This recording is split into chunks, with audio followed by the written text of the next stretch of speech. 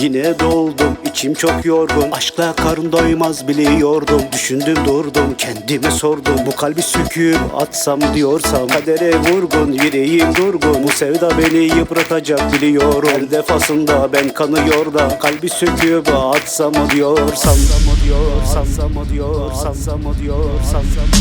Sen soktun, sen çıkar şu başımı beladan. Kim soktu, kim çıkardı, zaten başım dardaydı. Sen soktun, sen çıkar şu başımı beladan.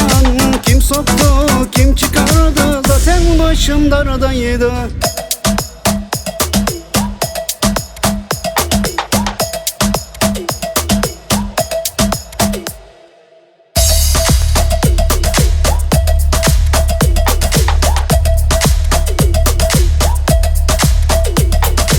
Artık yok yere harcamam ömrümü, kıymet bilmeyene vermem gönlümü.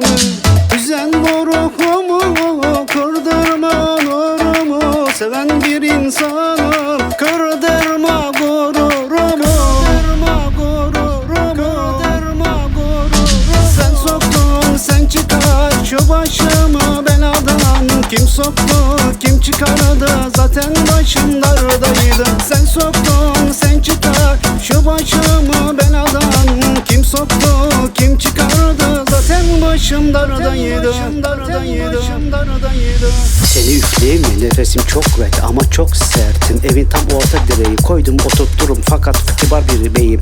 İyi dans eder seni dansa kaldım. Hadi gel, hadi naz yapma, bize gidelim. Sen benimsin, ben de senin. Gece gündüz karşılaşalım birbirimize, sevişelim gönlümüzce hep seninle. Aşk, hadi dene aşk, aşk.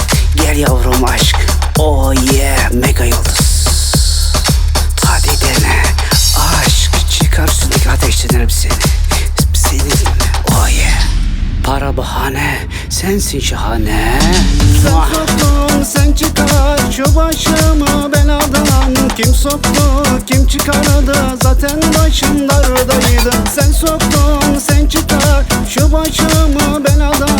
Kim soktu, kim çıkardı, zaten başım dardaydı.